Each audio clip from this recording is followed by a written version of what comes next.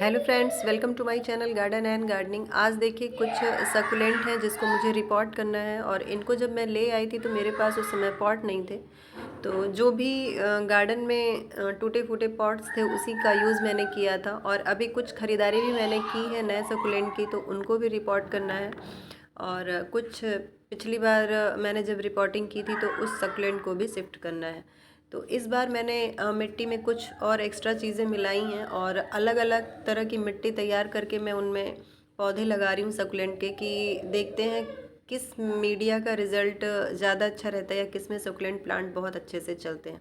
तो इस तरह से देखिए मैंने इसमें कोयला ले लिया है, लकड़ी का कोयला है, रेत है, मिट्टी है गार्डन की, नीम की खली है और ईंट के टुकड़े भी हैं। लगभग 40% के लगभग मिट्टी है गार्डन की और बाकी 60% में ये सब चीज़ें हैं। राइस हस्क भी थोड़ा सा मैंने मिलाया है, नीम की खली है और जैसा बताया लकड़ी का कोयला है और रेत है। इन सब चीज़ों को मिला लिया है मैंने। और फंगीसाइड, सकुलेंट प्लांट में हम फंगीसाइड का यूज़ ज़रूर करें क्योंकि ज़्यादातर पौधे फंगस से ही ख़राब होते हैं। तो इस तरह से मैंने पूरी मिट्टी तैयार कर ली है। सकुलेंट प्लांट के लिए बहुत बड़े पॉट की ज़रूरत नहीं होती, तो इसलिए मैंने भी छोटे छोटे पॉट का यूज़ किया है। कुछ पॉट्स ऐसे हैं जो सिर्फ 1.5 इंच के ही हैं, जैसे ये ट्रे शेप में पॉट है मेरे पास और ये प्लास्टिक का है। इसमें सकुलेंट अच्छे से चलेंगे। तो कुछ कटिंग भी मैं लगाऊंगी, डायरेक्ट इसी मिट्टी में मैं कटिंग लगा दूंगी, जैसे इस सकुलेंट की कटिंग मैं लगा रही हूँ। और ये बहुत ईजिली ग्रो भी हो जाता है। तो कुछ कटिंग लेके मैं इसमें डायरेक्ट ग्रो करूँगी और इसको शिफ्ट नहीं करूँगी, इसी में इसको ग्रो होने दूँगी।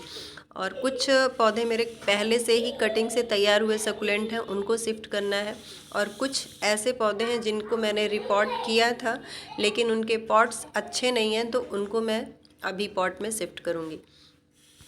यहाँ पे देखिए कटिंग से ही तैयार पौधा है और ये पिछले साल का पौधा है, लेकिन बहुत ज़्यादा कुछ मुझे आइडिया नहीं थी और ना ही मैंने सकुलेंट पे बहुत ज़्यादा वर्क किया है।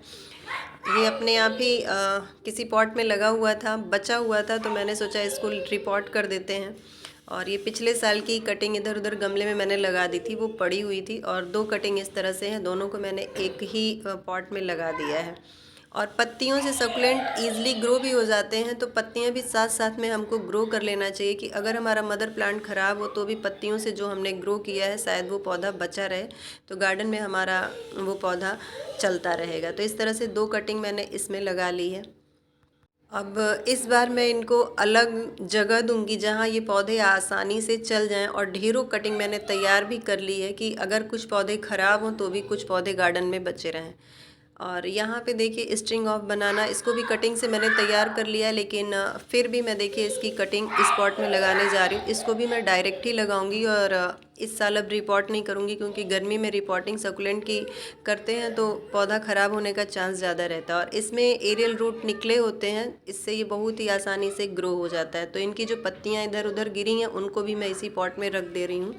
और अभी मौसम बहुत ज़्यादा गर्म नहीं है, फरवरी में हम सकुलेंट की कटिंग लगा सकते हैं लेकिन रिपोर्ट नहीं कर सकते। इस वजह से मैंने मिट्टी जो तैयार की है डायरेक्ट उसी मिट्टी में इनकी कटिंग को लगा रही हूँ। और यहाँ पे एक देखिए कैक्टस का प्लांट है, मेरे पास पॉट नहीं था तो इसी पॉट में मैंने टूटे हुए एक मटके में लगा दिया था। तो आज मैं इसको इस पॉट में शिफ्ट कर रही हूँ।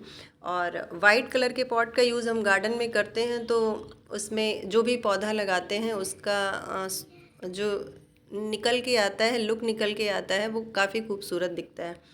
और ज़्यादातर पॉट सकुलेंट जितने भी मैंने लगाए हैं सब ज़्यादातर वाइट पॉट में है या मिट्टी के पॉट में। और यहाँ पे देखिए ये भी एक कैक्टस ही है और निकालने की कोशिश कर रही थी तो शायद ये टूट गया है, पूरी मिट्टी पॉट में ही पड़ी रही और पूरा पॉट ये भर गया था। तो इसको भी मैं दो जगह शिफ्ट करूँगी, एक तो जिसमें रूट्स है उसको इसमें मैं शिफ्ट कर रही हूँ और बाकी इसकी 2-3 ब्रांचेज और बची हैं तो उनको मैं ग्रो करने की कोशिश करूँगी, शायद ये ग्रो हो जाएं। बहुत ज़्यादा कैक्टस के बारे में मुझे अभी आइडिया नहीं है। जब हम करके सीखते हैं तो उसका अलग ही एक्सपीरियंस हो जाता है हमको। और इसी तरह से जो भी देखिए कैक्टस के निकल रही हैं ब्रांचेस, मैं उनको अलग तरीके से अलग पॉट में ग्रो कर रही हूँ, शायद ये ग्रो हो जाएं।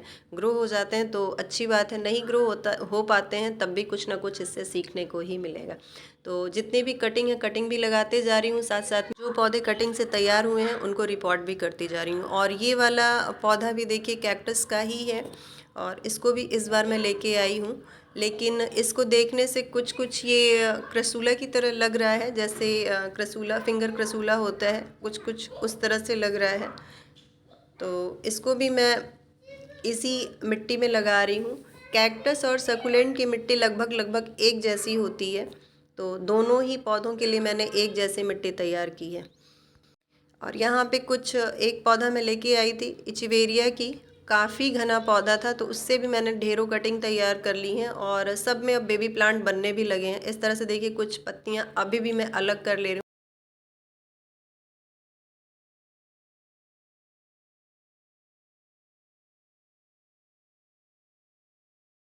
कुछ ना कुछ पौधे बचे रहें और इसीलिए कटिंग से मैं ढेरों पौधे इनके तैयार कर ले रही हूँ और पत्तियों से भी ग्रो कर ले रही हूँ। और जो छोटे छोटे पॉट खाली बचे हैं उसमें मैं कटिंग लगा दे रही हूँ और कटिंग भी इस मौसम में ईजिली ग्रो हो जाती है। यहाँ पे देखिए क्रसूला का एक पौधा है मेरे पास, वेरीगेटेड, और बहुत छोटा सा अभी पौधा है ये, और सिर्फ 40 रुपये में मुझे ये मिला था। इसमें एक पौधा और भी मुझे मिला है जिसको मैं अभी एक पॉट में रिपोर्ट करूँगी। और ये बल्बस प्लांट होता है और बहुत ज़्यादा इसके बारे में भी मुझे आइडिया नहीं है, लेकिन जब मैं इसको लेने गई थी तो वहाँ पे इसके बड़े पौधे देखे थे और उसके रेट मैंने पूछे तो 250 से 300 के लगभग वो रेट बता रहे थे। और सर्दियों में इसमें फ्लॉरिंग होती है, बहुत अच्छी फ्लॉरिंग होती है, लेकिन गर्म जगहों में ये रह नहीं पाता। जैसे डहलिया के प्लांट होते हैं उनके बल्ब पॉट्स में पड़े रहते हैं, उसी तरीके से इसके भी पॉट्स पड़े रहते हैं और पौधा हमारा ख़राब हो जाता है। तो अभी बल्ब इसके बहुत छोटे हैं, फिर भी मैं एक पॉट में इनको शिफ्ट कर दे रही हूँ। तो एक तरह से ये पौधा मुझे बिल्कुल फ्री का मिला है। और यहाँ पे कुछ कटिंग मैंने गुड़हल की लगाई थी, तो अब जाके उसमें रूटिंग स्टार्ट हुई है। पूरी सर्दी ये इसी पॉट में पड़ा था, लेकिन मैं निकाल के इसको फेंक दे रही हूँ, मुझे ज़रूरत है पॉट की।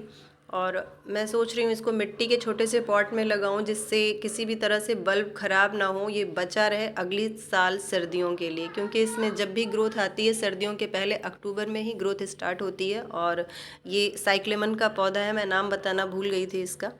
और इसको भी मैं थोड़ा सा रेत मिली हुई मिट्टी में ही मिला रही हूँ, थोड़ा सा कोकोपीट है, बहुत ज़्यादा कोकोपीट नहीं है, क्योंकि जो भी बल्ब वाले पौधे होते हैं उनको कोकोपीट में नहीं लगाना चाहिए। कोकोपीट पानी को बहुत देर तक होल्ड करके रखता है, नमी काफ़ी टाइम तक रहती है, लेकिन इसमें बहुत थोड़ी सी मात्रा में पहले से ही मिट्टी थी, उसमें कोकोपीट मिला हुआ था, तो मैंने रेत और बढ़ा के उसमें मिला दिया है।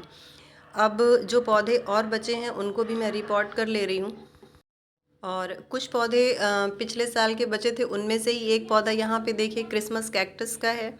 ग्रो तो नहीं कर रहा, अब जाके इसमें ग्रोथ स्टार्ट हुई है। और मैंने बहुत ज़्यादा किसी भी सकुलेंट प्लांट पे ध्यान नहीं दिया था। पिछले साल मैंने ऐसे ही लाके इनको लगा दिया था। ये जो पौधे बच गए थे वो बच गए थे, और ना ही इसमें मैंने कभी कोई फर्टिलाइज़र दिया। पिछले साल मैंने इनके लिए कोई अलग से जगह भी नहीं तैयार किया था गार्डन में, लेकिन इस बार मैंने इनके लिए एक अलग से जगह बनाई है जहाँ मेरे सकुलेंट प्लांट चल सके, और पूरी कोशिश करूँगी कि इस साल सारे पौधे मेरे बच जाएँ। तो पूरा सकुलेंट का सेटअप कुछ इस तरह से आज फाइनली मैंने तैयार कर दिया है, क्योंकि अब धूप पूरे दिन रहती है और तेज़ धूप रहती है, इस वजह से इनको छाया की ज़रूरत है। तो यहाँ पे कॉर्नर में मैंने यहाँ पे इस तरह से कुछ रखा है, यहाँ पे एक पॉट रख दिया है जिससे इनकी छाया पड़े और पौधा हमारा अच्छे से चले। तो इस पौधे को देखिए आज रिपोर्ट किया है, इसको रिपोर्ट किया है, ये वाले कैक्टस को, और इस कैक्टस की रिपोर्टिंग की है।